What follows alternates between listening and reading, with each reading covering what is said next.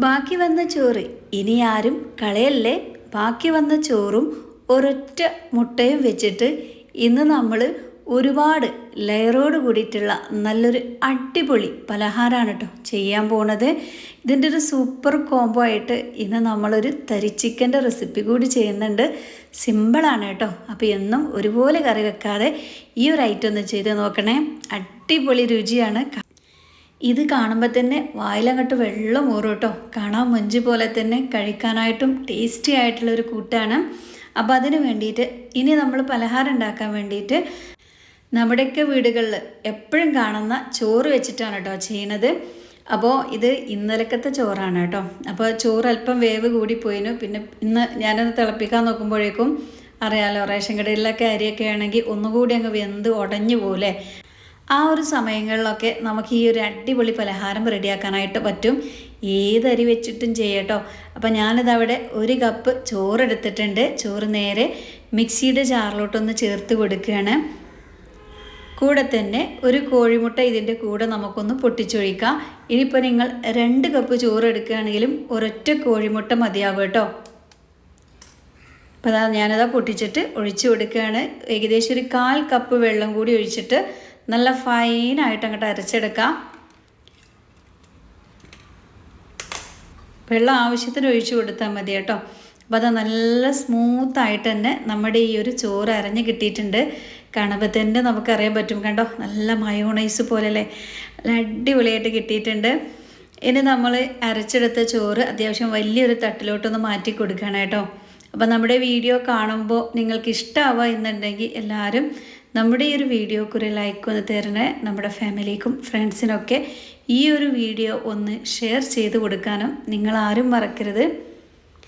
അങ്ങനെ ഞാനിതാ മിക്സിൻ്റെ ജാറിന്ന് സ്പാച്ചിൽ വെച്ചിട്ട് മുഴുവനായിട്ടുള്ള ചോറിൻ്റെ ആ ഒരു കൂട്ട് ഈ ഒരു തട്ടിലോട്ട്, അത്യാവശ്യം വലിയൊരു തളികയാണ് കേട്ടോ ഞാനെടുത്തത്. ആവശ്യത്തിനുള്ള ഉപ്പ് ചേർത്ത് കൊടുക്കുക. ഉപ്പ് ചേർത്തിട്ട് നല്ല രീതിയിലൊന്ന് മിക്സ് ചെയ്യാം. ഇനി നമുക്കിതിലോട്ട് 1 കപ്പ് ചോറിലോട്ട് ഏകദേശം 2 കപ്പ് മൈദാമാവ് എന്ന കണക്കിനാണ് നമ്മൾ ചേർക്കേണ്ടത്. ഞാനിന്നിവിടെ മൈദപ്പൊടി വെച്ചിട്ടാണ് കേട്ടോ ചെയ്യണത്. നമുക്ക് ഗോതമ്പ് പൊടി വെച്ചിട്ടും ഇത് ചെയ്തെടുക്കാവുന്നതേ ഉള്ളൂ. കുറച്ചും കൂടി ഒന്ന് ടേസ്റ്റ് മുന്നോട്ട് നിൽക്കുക മൈദാമാവാണ് കേട്ടോ. അപ്പം അതിൻ്റെ പേരിലാണ് ഞാനിവിടെ മൈദാമാവ് എടുത്തത്. നിങ്ങൾ ഗോതമ്പ് പൊടി എടുത്താലും കുഴപ്പമൊന്നുമില്ല. ടേസ്റ്റൊന്നും ഒട്ടും കുറവുണ്ടാവില്ല, നല്ല സോഫ്റ്റും ആയിരിക്കും. മൈദാപ്പൊടിയൊക്കെ ഇട്ടിട്ട് സ്പൂണോ കൈയൊക്കെ അല്ലെങ്കിൽ സ്പാച്ചിലൊക്കെ വെച്ചിട്ട് ഇതുപോലെ ഒന്ന് മിക്സ് ആക്കുക. വെള്ളം കൂടി പോയിട്ടുണ്ടെങ്കിൽ ആവശ്യത്തിനുള്ള മൈദാപ്പൊടി ചേർത്ത് കൊടുത്തിട്ട് വേണം നമ്മളിതൊന്ന് കുഴച്ചെടുക്കണം നമുക്ക് കേട്ടോ. എന്നെഴുതി ചപ്പാത്തിയെ പോലെ അങ്ങോട്ടല്ല, അതിലേറെ കുറച്ചുകൂടി ലൂസായിട്ടാണ് നമുക്ക് ഈ ഒരു മാവ് കിട്ടേണ്ടത്. അപ്പോഴാണ് നമ്മുടെ ഈ ഒരു പലഹാരം നല്ല സോഫ്റ്റ് ആവണത്. സിമ്പിളാണ് കേട്ടോ. ഇത് റെസ്റ്റ് ചെയ്യാൻ വയ്ക്കുക, ഒരുപാട് എണ്ണ അങ്ങനെയുള്ള പരിപാടിയൊന്നുമില്ല. പൊറോട്ടയേക്കാൾ രുചിയിലാണ് ഇന്ന് നമ്മളിത് റെഡിയാക്കാനായിട്ട് പോണത്. അപ്പോൾ പൊറോട്ടയൊക്കെ കഴിക്കാനായിട്ട് ഇനി ആരും ഹോട്ടലിലോട്ട് ഓടണ്ട, ഒരുപാട് പൈസയും കൊടുക്കണ്ടല്ലേ. അപ്പോൾ 15-16 രൂപയായി. എന്നാലോ സാധാരണ പൊറോട്ടയേക്കാൾ രുചിയുണ്ട്, അതിലേറെ സോഫ്റ്റാണ് കേട്ടോ. ഉണ്ടാക്കാനാണെങ്കിൽ അതിലേറെ എളുപ്പം. പൊറോട്ടയാകുമ്പോൾ ഒത്തിരി ഓയിലൊക്കെയാണ് ചെയ്യുന്നത്, പക്ഷേ ഇതിൽ നമ്മൾ അങ്ങനെയൊന്നും ഓയിലൊന്നും ചെയ്യുന്നില്ല കേട്ടോ. അപ്പോൾ അതാ നമ്മുടെ മാവ് ഏകദേശം ഒന്ന് കുഴച്ച് റെഡിയാക്കി എടുത്തിട്ടുണ്ട്. ഒന്നങ്ങോട്ട് സോഫ്റ്റായിട്ട് കിട്ടണം. ചോറാണ്, ഒത്തിരി സമയമൊന്നും കുഴച്ചെടുക്കേണ്ട ആവശ്യമില്ല. പുറമേയുള്ള ആ ക്രാക്കൊക്കെ ഒന്ന് മാറി ജസ്റ്റ് ഒന്ന് സോഫ്റ്റായി കിട്ടിയാൽ മതി. സമയമുള്ളവർ കുഴച്ചോളൂ കേട്ടോ. ഞാനങ്ങനെ കൂടുതൽ സമയമൊന്നും എടുത്തിട്ട് കുഴച്ചെടുക്കുന്നില്ല. പ്രത്യേകിച്ച് നമ്മൾ രാവിലെയൊക്കെ ആണെങ്കിൽ നമുക്കതിനൊന്നും സമയം ഉണ്ടാവില്ലല്ലേ. ഇനി നമ്മൾ എന്ത് ചെയ്യുക, ഇത് 2 പോർഷനായിട്ട് തിരിച്ചാൽ കയ്യിലൊട്ടി പിടിക്കുന്നുണ്ടെങ്കിൽ ആവശ്യത്തിനുള്ള എണ്ണ ഒന്ന് തൂത്ത് കൊടുക്കട്ടോ. അത്യാവശ്യം വലിയ രീതിയിൽ 2 ഉരുളകളാക്കിയിട്ടാണ് നമ്മളിന്നത് മാറ്റിയെടുത്തത്. കണ്ടോ, നല്ല സോഫ്റ്റാണ്. കൈവച്ച് തൊടുമ്പോൾ തന്നെ നമുക്കറിയാം. നമ്മൾ ചപ്പാത്തിക്കൊക്കെ മാവ് കുഴക്കുമല്ലോ ഗോതമ്പ് പൊടി വെച്ചിട്ട്, അതിലേറെ ഒന്നുകൂടി ലൂസായിട്ടാണ് കേട്ടോ ഈ ഒരു മാവിരിക്കേണ്ടത്. ഇനി നമ്മൾ കൗണ്ടർ ടോപ്പൊക്കെ ഒന്ന് ക്ലീൻ ചെയ്തിട്ട് ആവശ്യത്തിനുള്ള മൈദാപ്പൊടിയൊക്കെ ഒന്നിട്ട് കൊടുത്തിട്ട് ഈ ഓരോ ബൗൾസ് അത്യാവശ്യം നല്ല രീതിയിൽ തന്നെ ഒന്ന് പരത്തിയെടുക്കണം.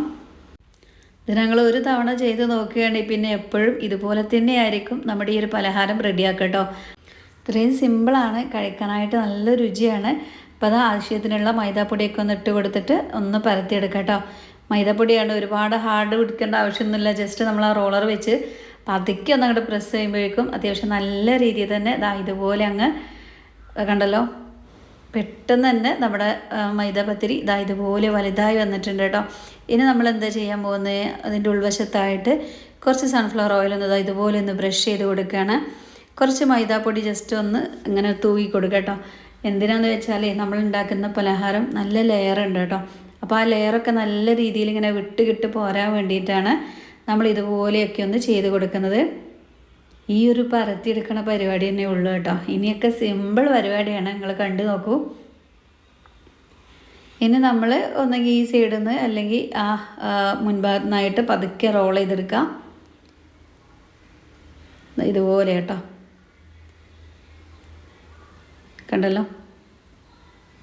നിങ്ങൾക്ക് ഒട്ടിപ്പിടിക്കുക അങ്ങനെ എന്തെങ്കിലും തോന്നുന്നുണ്ടെങ്കിൽ മാത്രം ഓയിലോ അല്ലെങ്കിൽ മൈദാപ്പൊടി ഇട്ട് കൊടുക്കുക കയ്യിൽ കേട്ടോ. എന്നിട്ട് പതുക്കെ ഇങ്ങനെ റോൾ ചെയ്തെടുക്കുക.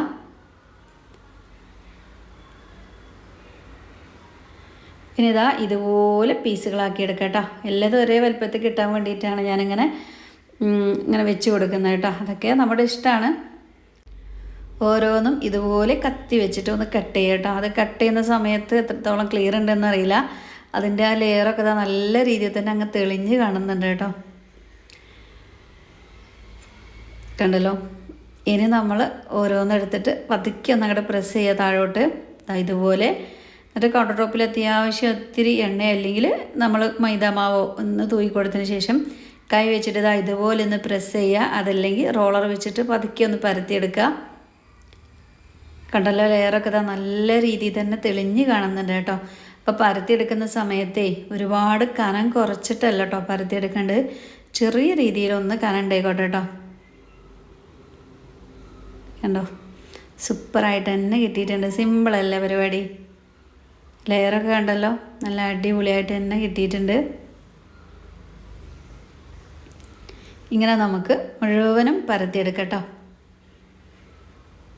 സാധാരണ നമ്മളൊരു പൊറോട്ട ഉണ്ടാക്കിയതിന് എത്ര പണിയാണല്ലേ. ഒരുപാട് എണ്ണയൊക്കെ തേച്ച് ഒന്ന് റെസ്റ്റ് ചെയ്യാൻ വെച്ച് പിന്നെ ഒന്ന് പരത്തിയെടുത്ത് ഒന്ന് വീശി അടിച്ച്. എങ്കിലോ ചില പൊറോട്ട അത്ര സോഫ്റ്റ് ഒന്നും അല്ലായിരിക്കും. പക്ഷേ ഇത് ചോറ് വെച്ച് ചെയ്തുകൊണ്ട് തന്നെ നല്ല സോഫ്റ്റുമാണ്. അതുപോലെ തന്നെ നല്ല ടേസ്റ്റും ഉണ്ട്. ലെയറൊക്കെ നല്ല രീതിയിൽ വിട്ട് കിട്ടുന്നുണ്ട് കേട്ടോ.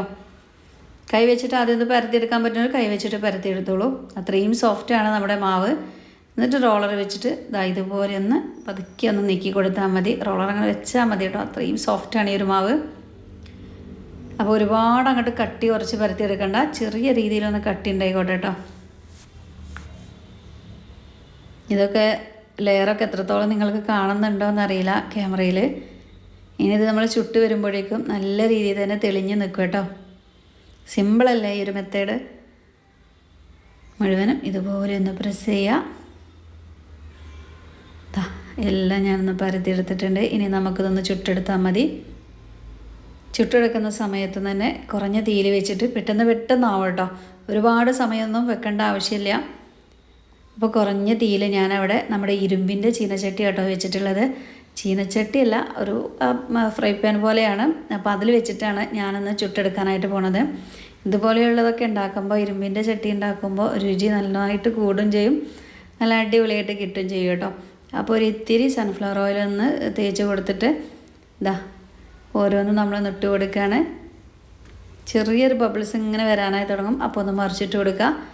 അങ്ങനെ തിരിച്ചും മറിച്ചൊക്കെ ഒന്ന് ഇട്ട് കൊടുക്കുക. അപ്പോൾ ഡ്രൈ ആവുകയെന്നുണ്ടെങ്കിൽ ആവശ്യത്തിനുള്ള ഓയിൽ ഈ ഒരു പലഹാരത്തിൻ്റെ മുകളിലായിട്ട് കുറച്ചൊന്ന് തേച്ച് കൊടുക്കുക.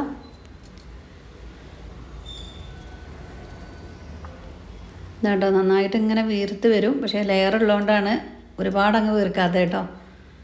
ഇങ്ങനെ വീർത്ത് വരിക എന്ന് കണ്ടാൽ എടുത്ത് മാറ്റാം ചട്ടിയിൽ നിന്ന്. വീണ്ടും ചട്ടിയിലിട്ടിട്ട് ഡ്രൈ ആക്കി എടുക്കേണ്ട ആവശ്യമില്ല. പിന്നെ കല്ല് പോലെ ആയിരിക്കും ഉണ്ടാവുക. ഒന്നിങ്ങോട്ട് വീർത്ത് സെറ്റായി വന്നാൽ തന്നെ ഇതുപോലെ ആകുന്ന സമയത്ത് പെട്ടെന്ന് തന്നെ എടുത്ത് മാറ്റാം. ഉൾവശമൊക്കെ നന്നായിട്ട് വെന്തിട്ടാണ് ഇതുപോലെ വീർത്ത് കിട്ടുന്നത്.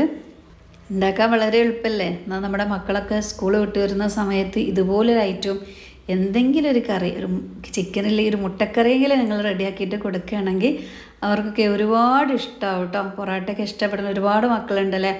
ഇനിയിപ്പോൾ മൈദാമാവ് ഹെൽത്തിയാണ് എന്ന് പറയുന്നവർക്ക് ഗോതമ്പൊടി വെച്ചിട്ടും ഇത് ചെയ്തെടുക്കാം. സൂപ്പറായിട്ട് തന്നെ കിട്ടും. അപ്പോൾ ഇതിലോട്ടുള്ള നമ്മുടെ തരി ചിക്കൻ റെഡിയാക്കിയാലോ. ചിക്കൻ എല്ലാവർക്കും റെഡിയാക്കാനറിയാം. എന്നും ഒരുപോലെ ഉണ്ടാക്കാതെ കുറഞ്ഞൊരു ഡിഫറൻറ്റിലൊക്കെ ഒന്ന് മാറ്റമൊക്കെ വരുത്തിയിട്ടൊന്ന് ചെയ്ത് നോക്കട്ടെ. അപ്പോൾ ഞാനതൊരു പാൻ ചൂടാക്കി അതിലോട്ട് 1 ടീസ്പൂൺ വെളിച്ചെണ്ണ ഒഴിച്ച് കൊടുത്തിട്ടുണ്ട്.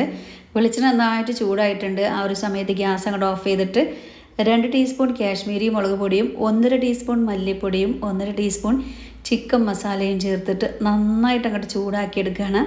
ഇതൊരു ചെറിയ എരിവേ ഉണ്ടാവുള്ളൂ കേട്ടോ. നിങ്ങൾക്ക് അത്യാവശ്യം എരിവ് വേണമെന്നുണ്ടെങ്കിൽ 1 ടീസ്പൂൺ മുളക് പൊടി എരിവുള്ളത് ചേർത്ത് കൊടുക്കാവുന്നതാണ്. എന്നിട്ട് കാശ്മീരി മുളക് പൊടിയുടെ അളവൊന്ന് കുറച്ച് കൊടുത്താൽ മതി.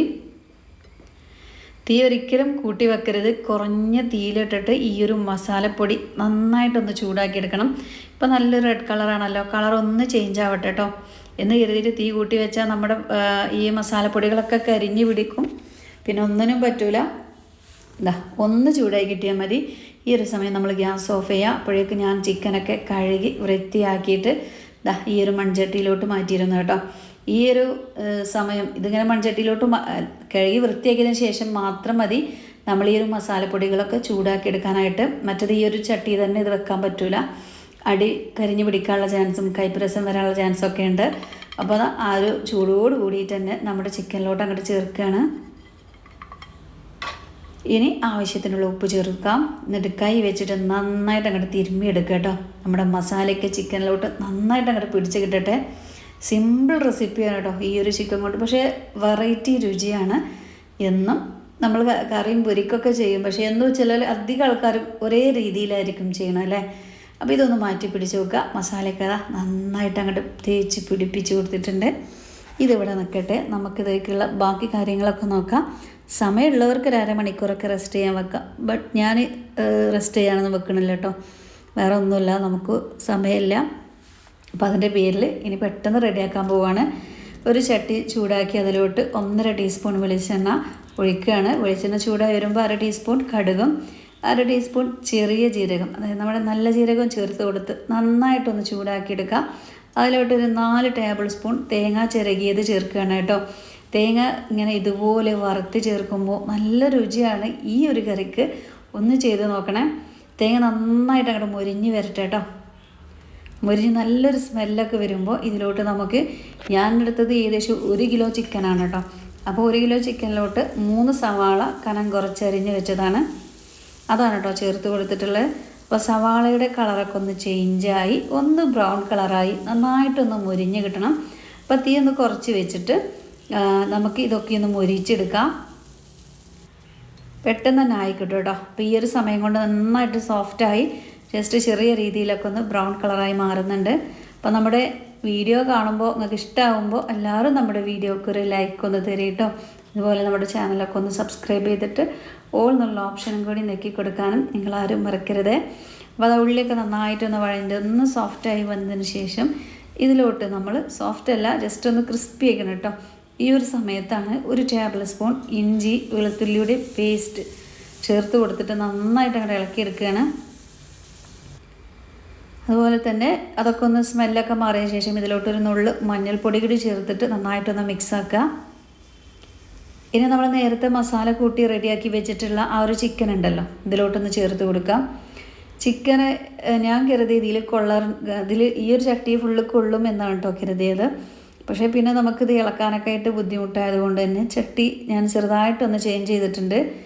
ഇതിലോട്ട് ഒരു വലിയ തക്കാളി ഇതുപോലെ ചെറുതായിട്ട് അരിഞ്ഞതും 2 3 പച്ചമുളക് കൂടി ചേർത്തിട്ട് നല്ല രീതിയിൽ ഇതൊന്ന് മിക്സാക്കി എടുക്കണം. ഈ ഒരു സമയം ഭയങ്കര ബുദ്ധിമുട്ട്. ഈ ഒരു ചട്ടിയായിട്ട് ഞാൻ നമ്മുടെ കടായി എടുത്തിട്ടുണ്ട്, അതിലോട്ടിട്ടിട്ട് നന്നായിട്ട് അങ്ങോട്ട് ഇളക്കി കൊടുക്കുകയാണ് കേട്ടോ.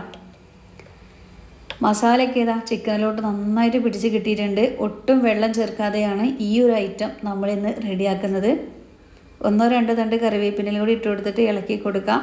ഉപ്പ് നമ്മൾ ഓൾറെഡി നേരത്തെ ചേർത്തതാണ്, അപ്പോൾ ആവശ്യമെങ്കിൽ ചേർത്ത് കൊടുക്കട്ടോ. അപ്പോൾ ഞാനൊന്ന് തിളച്ച് വരട്ടെ എന്നിട്ട് ചേർക്കാമെന്നൊക്കെ ഇരുന്നത്. ആദ്യം നമ്മൾ എന്ത് ചെയ്യുക, കുറഞ്ഞ തീയിൽ ഒരു 2-3-4 മിനിറ്റ് വെക്കുമ്പോഴേക്കും വെള്ളം ഇങ്ങനെ ഇറങ്ങി വരും. ഹൈ ഫ്ലെയിമിലല്ല, കുറഞ്ഞ തീയിൽ വെച്ചെങ്കിൽ മാത്രമേ വെള്ളം ചിക്കൻ തന്നെ ഇറങ്ങി വരുള്ളൂ കേട്ടോ. ഈ ഒരു വെള്ളത്തിൽ കിടന്നിട്ട് തന്നെ ഇത് വേവണം. അപ്പോൾ ഞാൻ നന്നായിട്ടൊന്ന് മിക്സ് ആക്കിയതിന് ശേഷം ഒന്നുകൂടി ഇത് അടച്ച് വെക്കുകയാണ് കേട്ടോ. അടച്ച് വെച്ചിട്ട് ആവശ്യമെങ്കിൽ നിങ്ങൾക്ക് ഉപ്പ് ചേർത്ത് കൊടുക്കുക. അപ്പോൾ ഒരു നുള്ളുപ്പ് ഞാൻ എക്സ്ട്രാ ചേർത്ത് കൊടുത്തിട്ടുണ്ട്. ഇനി നന്നായിട്ട് ഇളക്കി കൊടുത്തിട്ട് അടച്ച് വെച്ചിട്ട് നമുക്കൊരു ചിക്കൻ നന്നായിട്ട് വെന്ത് കിട്ടും വരെ വെയിറ്റ് ചെയ്യുക. അതാ നല്ല രീതിയിൽ വെന്ത് ഒന്ന് കുറുകി വറ്റി വന്നിട്ടുണ്ട് കേട്ടോ. അതിൻ്റെ ഇടയിലൊക്കെ പോയിട്ട് ഞാൻ ഇളക്കുന്നുണ്ടായിരുന്നു കേട്ടോ. അതൊക്കെ ഒന്നും വീഡിയോയിൽ ഉൾപ്പെടുത്തിയിട്ടില്ല എന്നുള്ളൂ. അപ്പോൾ ഇനി ഒരു തന്നോ രണ്ടോ തണ്ട് മല്ലിച്ചപ്പ് ഇതുപോലെ ഇട്ട് കൊടുക്കുക. ഒരു ഇത്തിരി ഗരം മസാല ഇതിൻ്റെ മുകളിൽ കൊടുന്ന് വെതറുക. ഇത്രയേ ഉള്ളൂ. നമ്മൾ അടിപൊളി തരി ചിക്കൻ ഇവിടെ റെഡി ആയിട്ടുണ്ട്. സിമ്പിൾ റെസിപ്പി അല്ലേ, നല്ല രുചിയാണ് കേട്ടോ അത് കഴിക്കാനായിട്ട്. നമ്മുടെ ആ ഒരു തേങ്ങാക്കൊത്തൊക്കെ ഇട്ടുകൊണ്ട് തന്നെ ആയിരിക്കാം, വേറൊരു വെറൈറ്റി ടേസ്റ്റാണ്. അങ്ങനെ നമ്മൾ ഉണ്ടാക്കിയ പലഹാരം നമ്മൾ കൗണ്ടർ ടോപ്പിലിട്ടിട്ട് നന്നായിട്ട് നടിച്ചെടുക്കുകയാണ് കേട്ടോ. ലെയറൊക്കെ ഒന്ന് വിട്ട് കിട്ടാൻ വേണ്ടിയിട്ട്. കണ്ടോ, നല്ല സൂപ്പർ ആൻഡ് സോഫ്റ്റാണ്. കണ്ടോ, ലെയറൊക്കെ അത് ഉഷാറായിട്ട് തന്നെ വിട്ട് കിട്ടിയിട്ടുണ്ട്.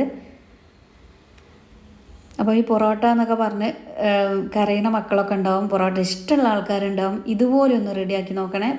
പൊറോട്ടയേക്കാൾ രുചിയാണ് കേട്ടോ. നമ്മൾ കടയിൽ നിന്നും വാങ്ങുന്ന പൊറോട്ടയേക്കാൾ രുചിയാണ് ഈ ചോറും മുട്ടയൊക്കെ ചേർത്തിട്ടുള്ള ഇതുപോലെയുള്ള ഒരു പലഹാരത്തിന്. പൊറോട്ട എന്ന് പറയാൻ പറ്റുമെന്ന് എനിക്കറിയില്ല. അപ്പോൾ എന്തായാലും സംഭവം അടിപൊളിയാണ് കേട്ടോ. ഒരൊറ്റ തവണ നിങ്ങൾ ചെയ്ത് നോക്കിയാൽ പിന്നെ നിങ്ങളെ ഫേവറേറ്റ് ആയിട്ട് മാറും ഈ ഒരു ഐറ്റം. അപ്പോൾ നമ്മുടെ അടിപൊളി ചിക്കൻ കൊണ്ടുള്ള തരി ചിക്കൻ കൊണ്ടല്ല തരി ചിക്കൻ ഇവിടെ റെഡി ആയിട്ടുണ്ട് കേട്ടോ. നമ്മൾ റെസ്റ്റോറൻറ്റിലൊക്കെ പോയി ഇതിൻ്റെ പേരൊക്കെ കേട്ട് നമ്മൾ ഓർഡർ ചെയ്തെടുക്കുകയാണെങ്കിൽ അത്യാവശ്യം നല്ല വില കൊടുത്തിട്ട് തന്നെ ഇത് വാങ്ങി കഴിക്കാൻ പറ്റുള്ളൂ. പക്ഷേ നമ്മുടെ വീടുകളിൽ ഉണ്ടാക്കുമ്പോൾ നമുക്ക് വയറ് നിറച്ച് കഴിക്കുകയും ചെയ്യല്ലേ. അടിപൊളി ടേസ്റ്റോട് കൂടിയിട്ട് തന്നെ റെഡിയാക്കാം. കണ്ടല്ലോ, നമ്മൾ ലെയറോട് കൂടിയിട്ടുള്ള അടിപൊളി പലഹാരവും നമ്മുടെ തരി ചിക്കനൊക്കെ ഇവിടെ റെഡി ആയിട്ടുണ്ട്.